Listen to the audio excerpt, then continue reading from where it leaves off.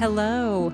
Welcome to the Empowered Artist Collective podcast. I'm your host, Jennifer Apple, a multi-hyphenate actor, educator, acting coach, writer, dog mom, and founder of this vibrant community that champions artists as they carve out their own unique paths in this wild industry.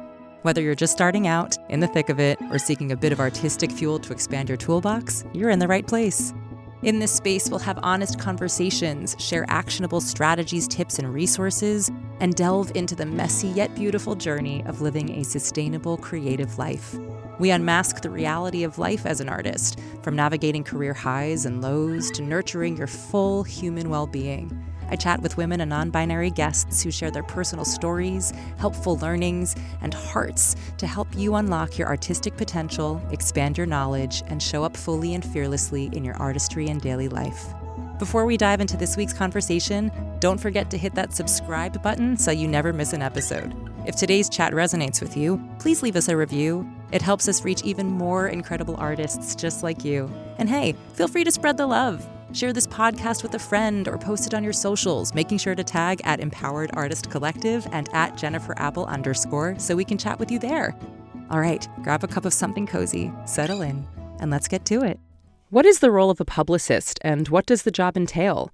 In this episode, I sit down with longtime arts publicist Adriana Leshko, Executive Vice President at Blake Zidell Associates. With over 2 decades in the field working with institutions, artists, and mission-driven nonprofits, Adriana offers clarity around the distinction between institutional, personal, and production-based publicity, working with critics, and how press relationships are built and maintained. From her nonlinear start as a writer to her extensive work at BAM before her current position, she shares what goes into drafting press releases, the specificity needed for pitching, coordinating press nights, and working with critics. Together, we discuss the importance of earning trust, amplifying the artist's voice, and building genuine relationships that last. This episode is full of actionable insight on how to think about press, prepare for coverage, and work in partnership with a publicist to elevate your art. Enjoy. Adriana Leshko, how are you? Welcome to the space, joining us here. Thank you. I am well. One thing we'll dig into is that my job is very much behind the scenes. I'm an arts publicist. So this is, as we discussed, a little out of my comfort zone, but I'm really grateful to have the conversation. Yeah, I'm super excited that you're here. I know that this is a moment that's full of potential discomfort, and so I'm grateful that you're trusting me in this space because I know that this conversation will benefit so many people to have them actually better understand like what the job is that you do and folks like you. And I think it's important in the ecosystem that we are in for people to actually understand how this is like a part of the ecosystem and the way that it serves the ecosystem and how we all work together in the ecosystem. And anyway, before we even dive into all of that, who are you today?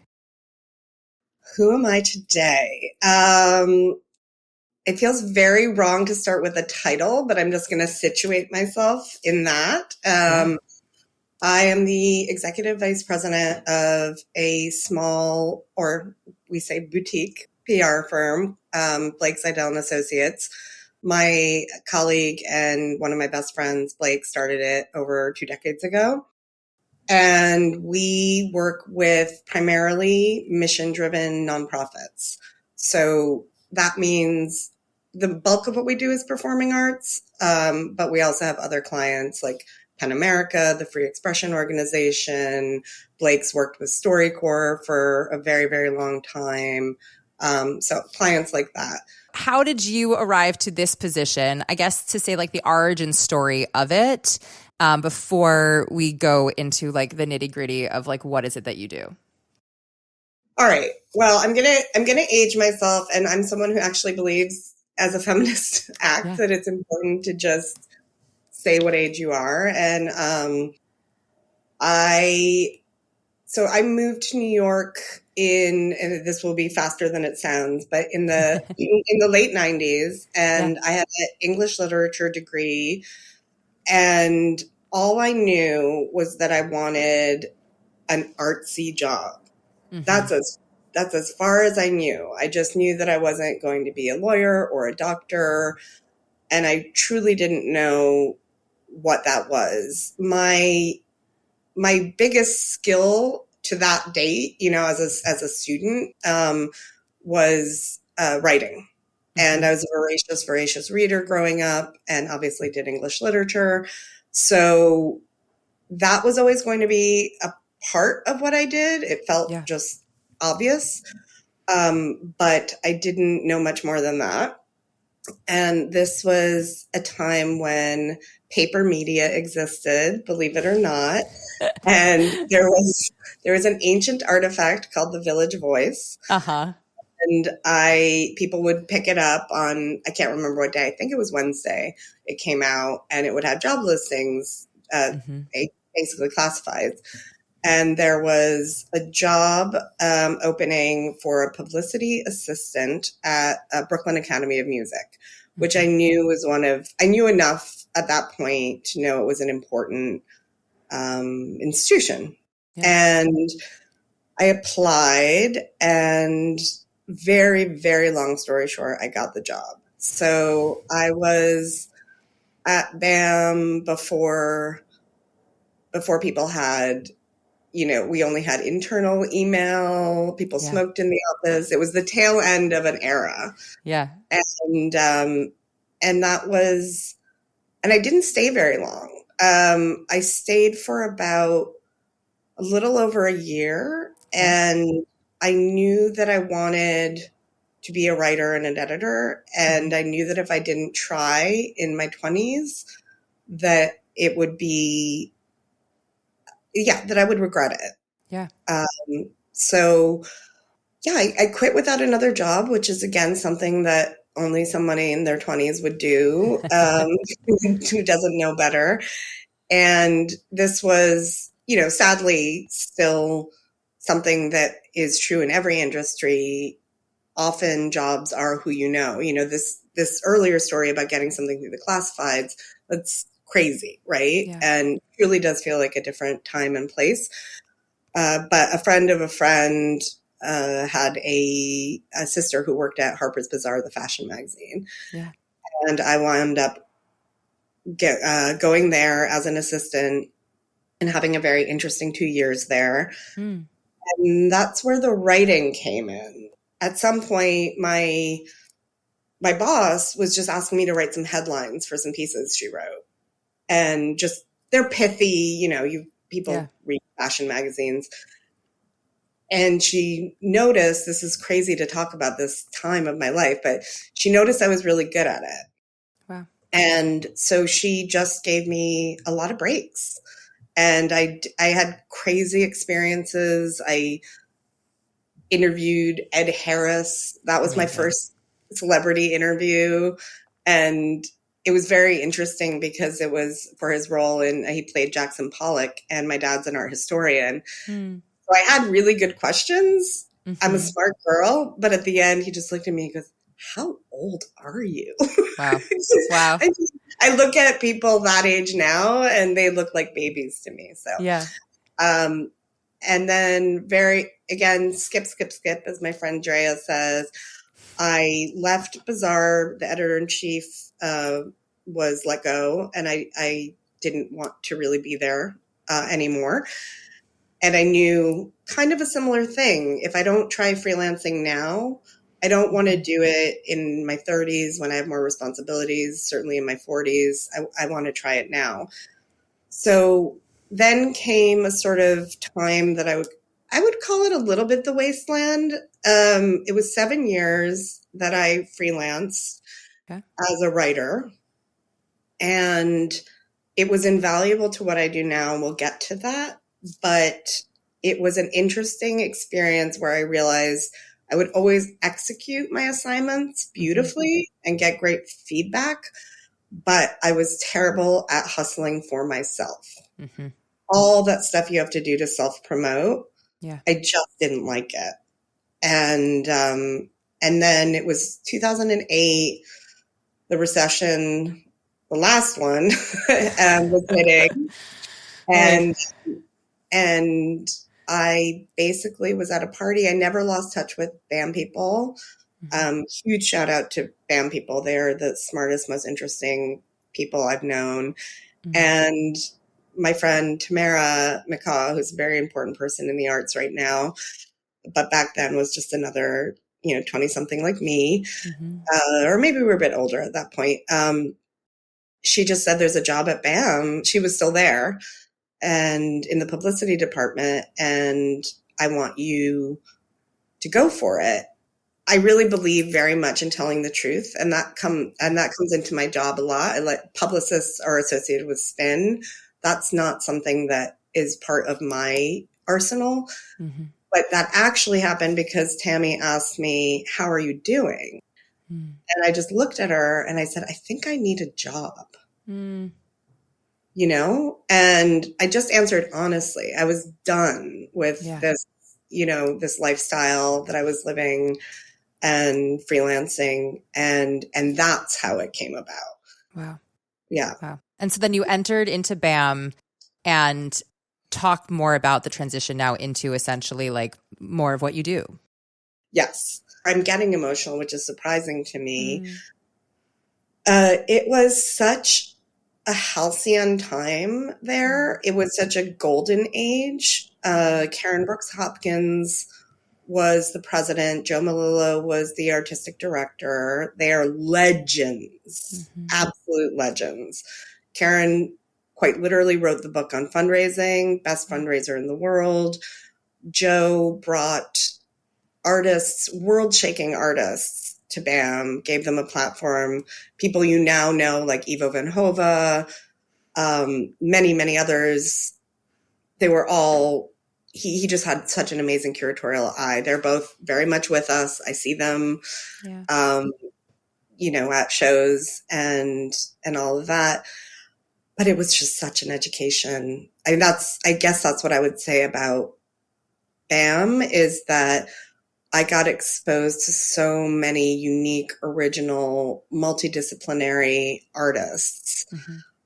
And again, it's so interesting to talk, look back on one's career, because right now I work primarily in what one would call kind of straight theater. Yeah. But BAM was just, all over the map. They were there. It was truly avant-garde, and that's how BAM used to be split up. They have the Next Wave Festival, which is really envelope pushing artists from all over the world. Mm-hmm. And then the spring season, I wouldn't say conventional, but big theater productions from, the Young Vic or the Almeida. I fell in love with dance, which I still miss a lot. We do have some clients that have are dance related, but not my primary accounts. But being introduced to artists like Pina Bausch and Merce Cunningham and, all like I said, the spring season, all the incredible British companies and theaters, it was just honestly incredible. And it was such a different time, I know you know this because you're an actor.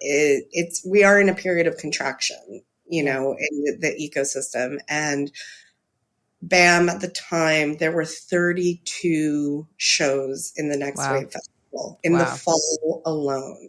Wow. Now I think, there's 8 tops, 10, and that's not BAM specific. That's just industry wide. So there were many things about it, but I would say the arts education I got was the number one thing. I remember going for my interview with my boss, who became my boss. And I said to her, well, I've never really, even though I'm familiar with BAM from, almost a decade ago, I've never been a proper publicist. And she said, but I'd been at Bazaar and had bizarrely wound up ending up with a very high title only because of strange circumstances that could only happen in, the late 90s, early aughts. But I was the arts. Maybe, but you're also, you're discounting your own talent and your efforts and your work, but sure. Sure. But anyway, I left there as arts and entertainment editor. And again, I had very supportive bosses, people who were not afraid of nurturing talent and knew it would make them look good. That is not always that case. That has not always been the case with my bosses, but certainly at Bazaar, it was. And what this woman who wound up being my boss at BAM for many, many years, said, you know all the sides of the job, right? You've pitched stories as a freelancer. You've been pitched as an editor. Mm-hmm. And that was so helpful that I already had the skill set. I was just going to use it in service of something different. Yeah. So that was a bit of a light bulb moment for me and made me feel more comfortable.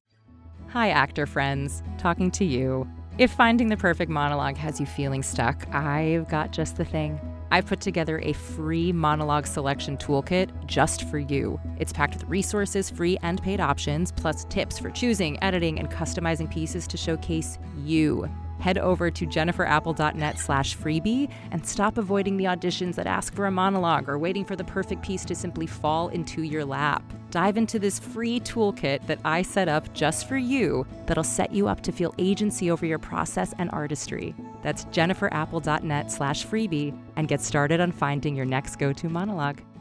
So, what exactly do you do? Like, what exactly is a publicist? And obviously, I imagine that the ins and outs of the, day-to-day change, whether you're in a boutique agency or whether you're in a large, space, or whether you work for a nonprofit or whether you're a freelance. I imagine that the variables change. But generally speaking, what exactly is a publicist? Okay. So let's break it down in a way that would make sense to my mom, who still, when I get a feature in the New York Times, asks me if I wrote it. Yes, that feels like an accurate place to start, 1,000%. And I say, nope, I didn't. In fairness to your mother, you were writing at one point in a very active, literal career place, right? So for her, she's probably maybe she does both now. Maybe she's writing and she's getting, maybe for her, it's my daughter does everything. And to be extremely clear, my mom is the brightest woman I know. Yeah.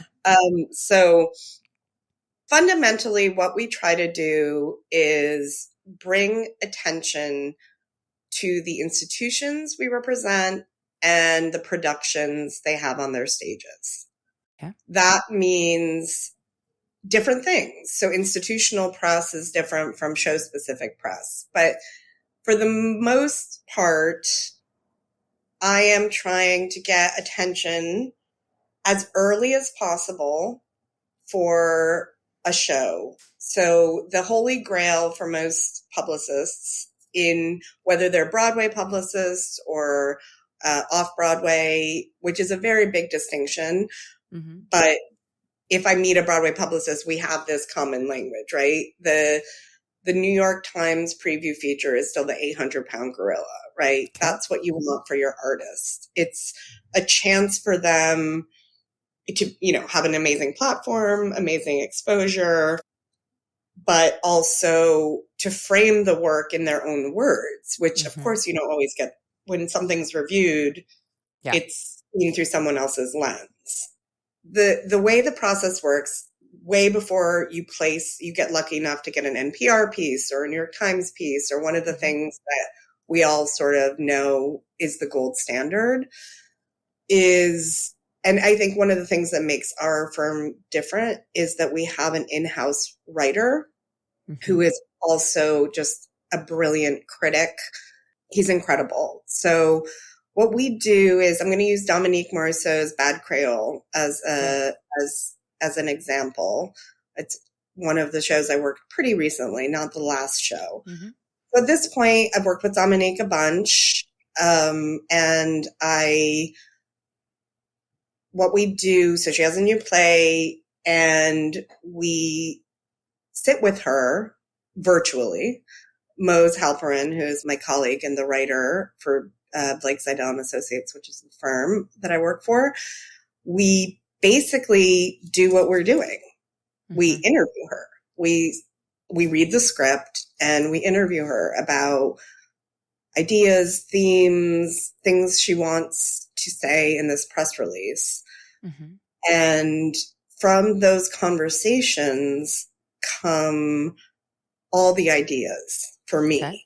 We are such an artist-focused firm, and I think that's why artists love working with us. And Mose asks the most extraordinary questions. So we'll do that. Those quotes from Dom will go into a press release that we then disseminate. And that's sort of our Bible. We use this press release in all our pitching. And that will go once you're given permission from Signature that like we want to start press on said season. Like that's when you will start to release all of your classic press releases for that particular pitch. Yeah. So releasing the press release and pitching are a little bit different. Usually a press release will be, we do a season release way at the top of the season. We don't do individual interviews for that. That would be saying this season we have this and that. And it kind of, we do that we do that early usually in midsummer to make sure we get into fall previews, all fall previews. I don't want to be too New York Times centric, and I want to go back to that too. Yeah. But New York Magazine, New Yorker, they all do fall previews, and ideally you want your shows listed because it gets it on the radar, even if it's way out. Yeah. Pausing that for a second, I imagine for these kinds of press releases, is there structure too that you're like having to adhere to, like as part of your job, understanding that when you're releasing a press release to certain kinds of articles or certain platforms, it has to be like formatted in a certain way and that that's the structure? Or is it more like, what you are, you have relationships with these, companies at this point and they take what you give and use it in their own, structure, however they need to? I think I would say at this point, it's more the latter. Okay.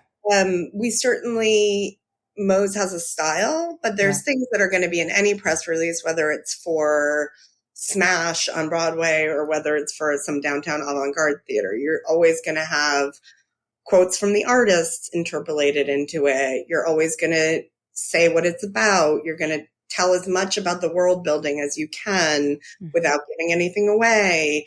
And you'll always have bios of the cast and creative team at the end of the day. The easiest way to think about it is a press release is really an informational tool for journalists. Okay.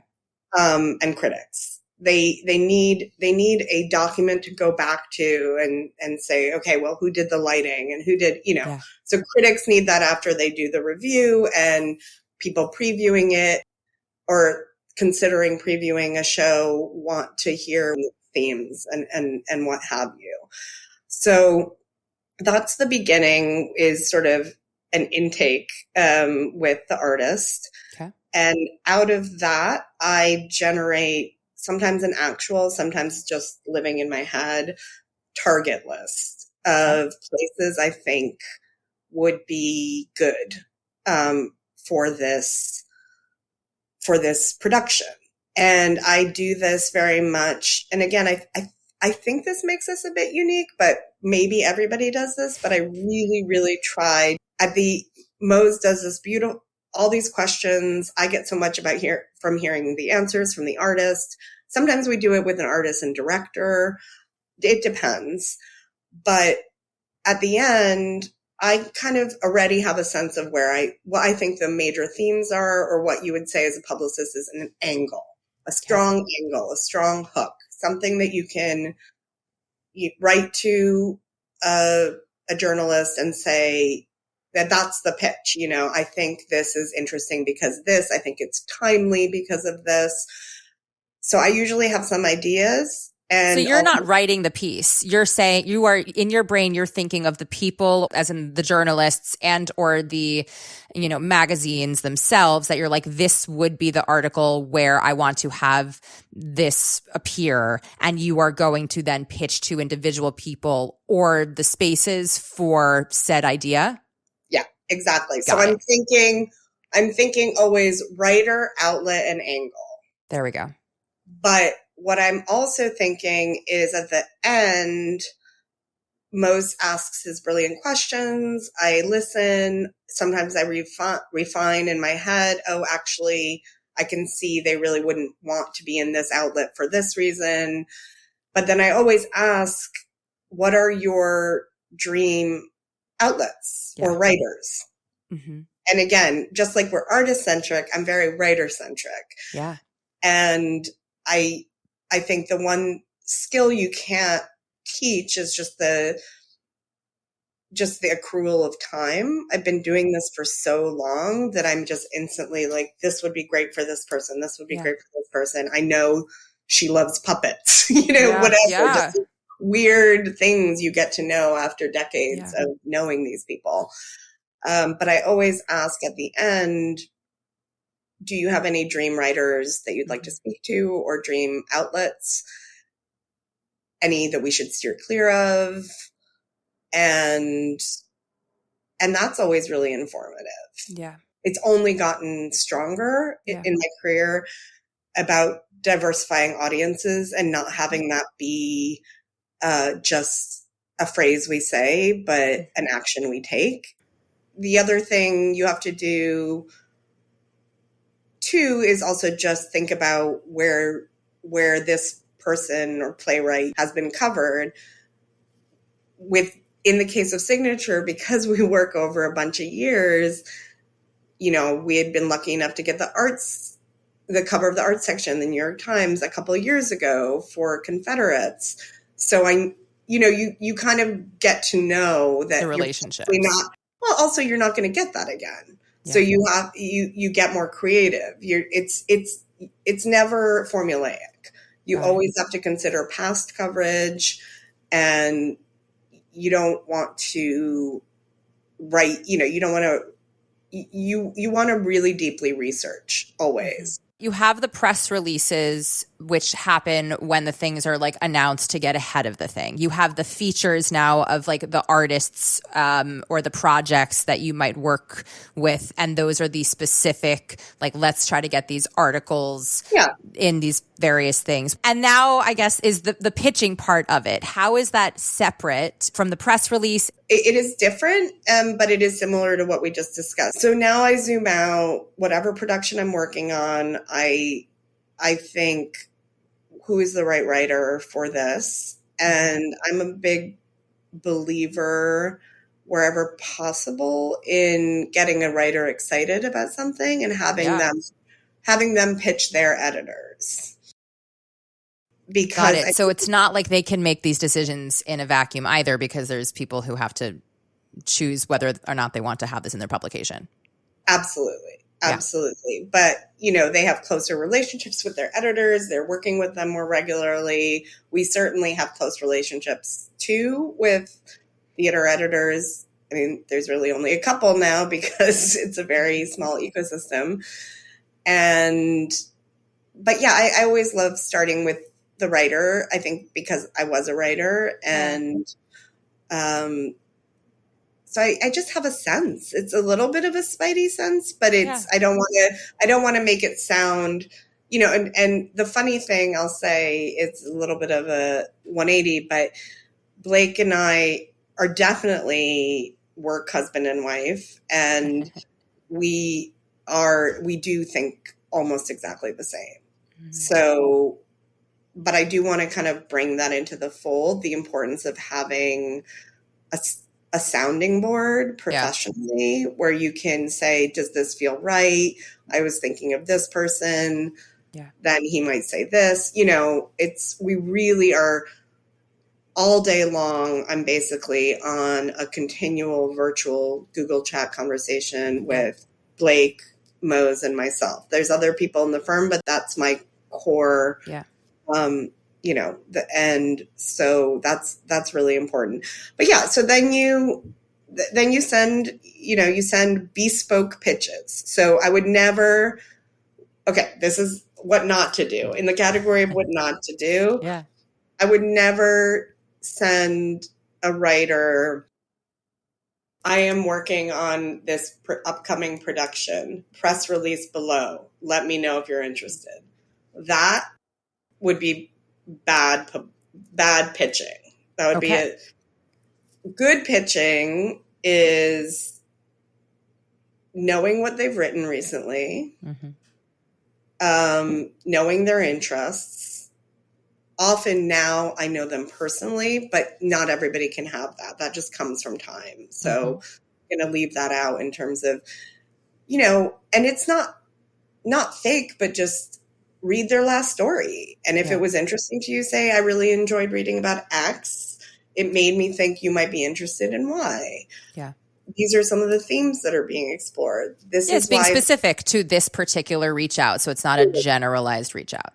Totally. And I think that's where, publicists get a bad rap, because I think people sometimes think it's, and it's funny, I have a lot of my friends are writers and editors, and they'll share the craziest pitches they get, old colleague and acquaintance is at the New Yorker and she writes about podcasts, and she'll get, pitches about, a Christmas gift guide, things that make no sense. So there are these giant firms that just spray and pray. Yeah. So you just blast out a release and you think like maybe that is just not what I mean, I get them on the back end of the podcast too, for folks who like want their clients to be guests on the podcast. And, sometimes we're in the vein of it, and, sometimes, and it could be like a little bit of a stretch, but I'm like, oh, I can see an angle on this. We've never really talked about it. But other times it's like, at this point in the time thus far, we only exclusively interview women and non-binary folks and trans folks on this podcast. That's it. And so when I have, people who are pitching, cis men to me, it's an uncomfortable thing where I have to be like, am I misunderstanding something? Because I don't want to make an assumption if I am, but am I misunderstanding something? It's like, clearly you haven't done your research about who we are, and, or like, why are you sending me somebody that has to do with, something that's completely in an industry that's not at all related, unless you have a very cool angle that you were like, I know this is unrelated, but this is why I think this could be a cool interview. Then I'm like, oh, fascinating. But I am receiving them at this point, which is, I think, why this conversation's interesting to me, because, and frankly for myself, like when I am pitching myself to be guests on other people's podcasts, or as a coach to be, going into university spaces, crafting that pitch is complicated. And arguably I've, been learning over time the details that are important to be specific to said audience. And it's less really arguably about you. It's like, yes, I know what I am and what I offer. And more specifically, like, because of all the things that I know about you, this is where I can be of service, or why this might be an interesting fit. You would be a very good publicist. Thank you so much. I don't feel that way when I'm in it, but I'm learning. No, it's specificity. I think also in terms of advice, I think because of my training at BAM, I got exposed to a lot of very just plain old famous, like, a Cate Blanchett or an Isabella Rossellini. Others were very important in their fields, pretty young, on a regular basis. So that, I think, completely made me feel at ease and not starstruck. And a publicist, I mean, it goes without saying, but a publicist should never be starstruck, and but I think that one of the most important things is I am a publicist. That is what I do. That is the correct term. However, in the past, I have said to people, I'm less of a publicist and more of an arts worker. And what that means to me is that I am never sycophantic to the people I'm pitching. Yeah. I am prepared. I have researched.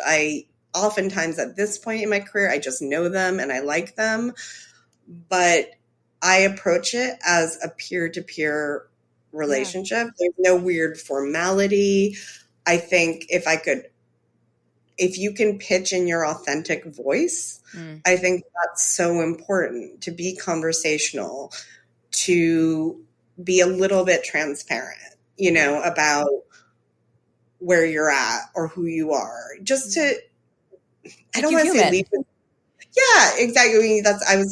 We're vibing now, because I was going to say lead with your humanity. Don't lead with it. You lead with the client and the production and all of that. But just to establish immediately, I'm a person, you're a person. And now that's second nature. But I think when I was starting out, it took me a while to get that sense of ease. And there's certain things that only time brings. Yeah. But if I could offer anybody any advice, or also just people who are intuitively good at doing that might consider this as a job, you know, at the same time as I'm saying, never lose sense of your core. Also, don't get too fancy. You know, I was at the gala, there's a step and repeat. I'm going to hold Lynn Nottage's coat because that's what needs to happen. And I'm happy to. That's part of my job. Yeah. Because we need to get that photo, you know, and I don't mind that at all. You know, it's fun and it's part of the job. So it's kind of both. It goes both ways. Have you been using the same monologue for years? Are you gearing up to apply for BA, BFA, or MFA programs and need pieces for that process? Or maybe you just have no idea where to even start with monologue hunting? I get it, and that's why I offer monologue sourcing. This is a unique process where I find monologues chosen specifically for you. So many artists pick pieces based on external labels like type or for roles rather than finding material that represents who they truly are.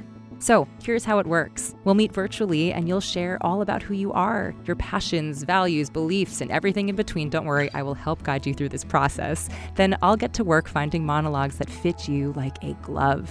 With years of experience sourcing pieces for hundreds of artists, I've seen the difference it makes to have a monologue that genuinely feels like you. So, if you want to feel empowered about the monologues you bring into rooms and use for auditions, I would love to help you find them. And because you're a listener of the Empowered Artist Collective podcast, I'm offering an exclusive rate. Head to empoweredartistcollective.com/podcast promo to register and claim the special offer. That's empoweredartistcollective.com/podcast promo. I cannot wait to help you find monologues you absolutely adore. Well, I'd love to talk then about, you know, now you've been successful, you've done your reach outs, you've had some journalists who have gotten approval from their bosses, and you've had things, you know, submitted and they've been printed and or digitized, whatever medium we're operating in. And, you know, the press releases have obviously gone out even before that. And now we are in the land of the thing is happening. What is your job once, like, what is the publicist doing once the press is out and the critics have come through and there is potentially good or bad things said about said production or person that you were involved with? Like, then what is your responsibility? That's a great question. I want to go just a little bit backwards from that and just talk about press nights because they're a huge part of what we do. And I don't know that everybody knows that. So, you know, you do your best to get preview coverage. It happens or it doesn't. That is what it is. All along, at some point, either when you send the press release or sometimes a little bit after, you send a press invite. Okay. And that is when people book in to see the show. Critics and also awards voters, which is something that most people don't know, is part of our remit, you know. That's a big part of my job. So when I have to be physically somewhere, you know, I have to be there for an interview and oversee and all of that, photo shoots, but then I also have to be there on press nights. And so you were literally at the theater holding tickets and giving them to the critics coming through. And I think that's a job that some people outsource, but Blake and, you know, to someone more junior sometimes, but I think some of the best relationship forging I've experienced has happened then because, you know, you get face-to-face time. Face-to-face time. You have time with the critics. You talk about other things. You never share your opinion about the show, ever. That's before or after. And so, I just wanted to say, so that's important. But press nights are, you know, they're stressful. For, you know, people come in and then you have the actual opening, you set an embargo, and then at a certain time, usually, well, it's whenever the play ends. If you're opening on a day the play is up, or on Mondays, usually it's arbitrarily 8 or 9. You know, you're at your computer Googling, making sure you've got everybody's reviews, and then you send them along to the client and you weigh in a little bit. Again, having been a writer and an editor, I usually pull out some quotes, even though that's the marketing team's job. They are the ones who ultimately say what's going to be used in ads and that sort of thing. But I like to give people a little snapshot of what I think are the highlights or lowlights, as the case may be. But afterwards, it's hard, I will say. So if something this comes back to why we work so hard to get preview coverage, because in some ways it's an insulation of a sort for bad reviews, right? Which I'm lucky. I would say I've never had a show that's been panned across the board. I'm so lucky to work at the firm I do, with the clients I do. But often one of the craziest things that happens is one critic will rave and another critic will, effectively pan. That's always a very strange experience. And it's your job then to, I guess, ultimately, because you're not getting involved either way in terms of your feelings about it, your job is to be like, I'm pulling both, but maybe if I weigh in a little bit, just paid more attention to this one. Or is your job just truly to be like, let me just share the information with you? Like that becomes the post information part of it? No, I mean, in terms of with my client, no, I'm very transparent, and I will say things, I will say this was very unfair and this doesn't make sense to me or whatever. Like we have a very, but I think what I meant before is that I'll never say something to a critic coming in I would never say like, oh, this show's great, or actor is amazing. They don't want my opinion, as much as I'm happy to talk to them about other shows, because at this point, a sophisticated arts consumer, and we see the same things, but I never want to put them in that situation. So then your job then is just, I'm just trying to like boil it down in terms of like the foundation part of it is like, once again, you've like laid out the beginning parts, the show's opened. Like at this point, are you still pitching? If the show goes really well, then I imagine that is also like an offering for more opportunities for pitching. Or is it more like it shifts to a different way of publicizing with said marketing team? Or like, is there a moment that it moves? Yeah, I think when you get a bad review, it kind of, it is like hitting a wall, right? Because it is just harder to get placement after that. So you have to think really creatively. It's challenging. There's nothing more I can really say about it. Say there's a A-list name involved in the production who really didn't want to do a lot of preview press and just wanted to show up and do the work. Well, if the review is not great, maybe they're more motivated to, do an interview or, anything to keep getting the word out. Yeah. Like I said, those occasions are rare. There's, I really truly, and I'm not, this isn't spin. I can't remember a time where it's been just some show was eviscerated. It's always, there's good and there's bad. But you are correct in that's where marketing folks do take over, basically. And I do want to shout out, like, those are my professional partners. The marketing director is the person that I will be having the weekly meetings with and sharing my press strategy and sharing my updates. And it is, so big up to marketing directors across the city at nonprofits, because they do God's work. And for you, although it's like your client, at least within your firm, your client is the institution, and then you take in like, and depending on the show or depending on the creatives that are involved in their season, then those, I guess, by association, then become your clients because they're part of said institution? Or are you being hired to be, okay, so that was it. But I imagine there are certain publicists, and I know there are certain publicists who are hired for just like, I need a publicist as an actor and I'm having my own publicist. What is the difference between what you all do and what they do? And are there any differences? Oh, there are big differences. Personal publicists are a completely different beast, and it is not work I think I would be able to do. They have to be pretty ruthless for their client and throw elbows in a way that I'm not interested in. Why is it so different? Because with the work I do, you can always come back to the mission.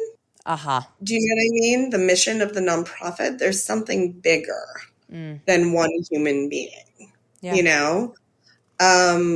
Do you often find that maybe somebody, if they're maybe a more A-list celebrity who has their own, that you then do have to work in conjunction with their publicist in order for both of you to be publicizing in conjunction with one another, even though they might have a different way of operating?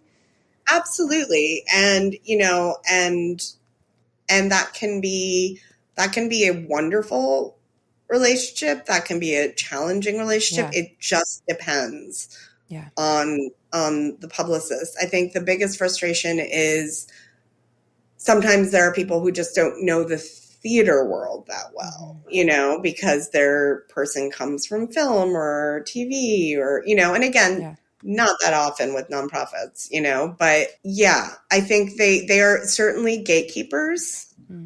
And if they are very, very actively involved in their client's career, you do wind up needing to make sure that they're okay with your overall strategy. Yeah. And and that's part of the job. And so to lay the landscape a little bit for my brain, it's like you obviously have your collaborators directly in your office that are your people, that you guys, you know, operate together as a team and figure out the strategies around the various, you know, clients that you have.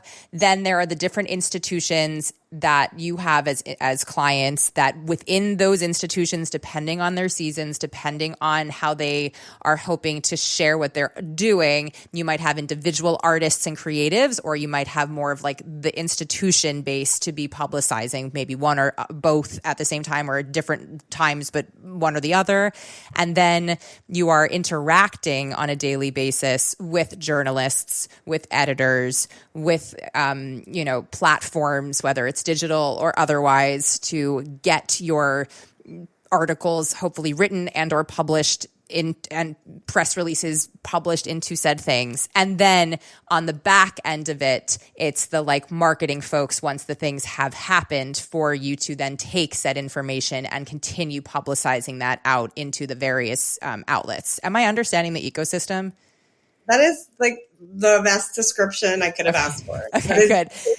Good. Precisely what I do. I will say my marketing director counterpart, someone I really adore and admire, I am lucky. I am not saying that as a, you know, there's no spin to this. I really, really admire, I think anybody who chooses to make a life in nonprofit arts ecosystem, it's a self-selecting crowd. Yeah. Like, you're not going to be an asshole. That's going to be the most colorful. Yeah, no, but it's true. Yeah, because as you said, it's like it's mission based, you know, and there's something that's bigger than you that you're serving. Yeah, and there's always, you know, personalities and such. I mean, it's, you know, it's not sunshine and roses, but for the most part, we're all doing this work because we believe in it, and we believe that live art can do something that nothing else can.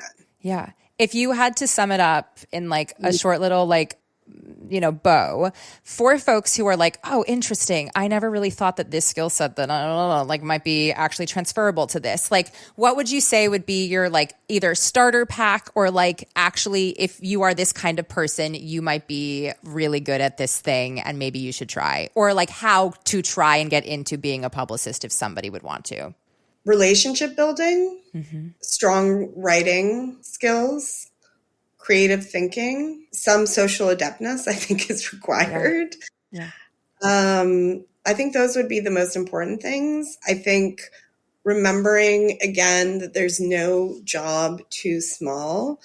Going back to my beloved mama, like she's like, why are you going to hand out tickets? You've been doing this for 20 years, kind of you're better than that. And I'm just like, A, it's a core part of my job. Yeah. And B, this is how I've gotten to know these people over decades, and I'm excited to see them, So I would also say read widely and often,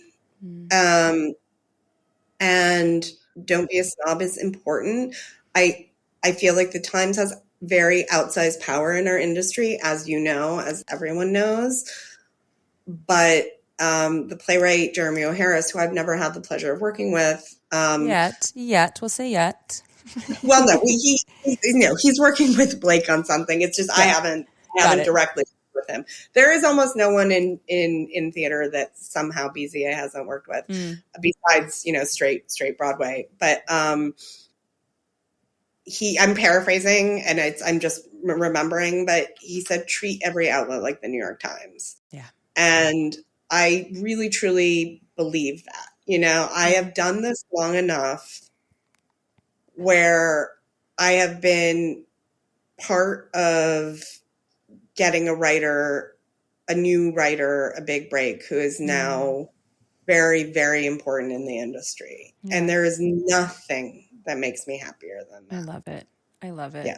Thank you for trusting me in being seen in this way to talk about, what it is that you do, which is mostly behind the scenes. And it takes a certain kind of bravery to be like, okay, I'm going to just show up for this thing that's so different than what I do.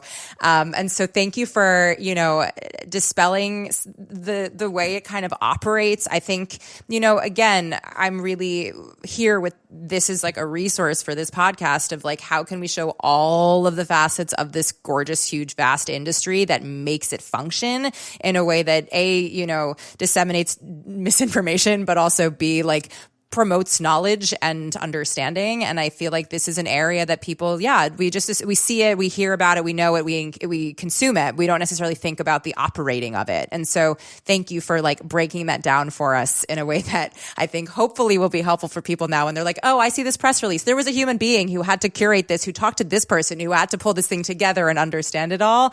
So thank you for that. For anybody who wants to say hire you or to reach out with further questions or to look at more of the work that you have done, like what within your boundaries are the best ways for people to find you? I think that the easiest way would be to just look at my Instagram. It's just my name, Adriana Leshko. And there's personal stuff, but I often post about professional stuff and anyone can DM me there. That would probably be the easiest. Love it. Thank you so much for being in this space. That's it for today's episode. I hope you walk away with some fresh insights, feel inspired, and a little more empowered to take the next step on your artistic journey. Remember, whether it's a small shift or a big breakthrough, every step forward counts. You've got this, and we're here cheering you on every step of the way. If you found today's episode helpful, don't forget to hit subscribe so you'll never miss out on the discussions we have each week. And if something today really resonated with you, please leave us a review. It truly is one of the best ways to help other artists find our podcast and join in on the conversations. Plus, we feel the love too when you do. And don't keep all this goodness to yourself. Share this episode with your people or post about it on social media. Be sure to tag at Empowered Artist Collective and at @JenniferApple_ so we can see what's landing for you and keep the conversation going. As always, thank you for being here. Thank you for listening. And thank you for being a part of this incredible community. Keep creating, keep thriving, stay empowered. I'm Jennifer Apple. Until next time.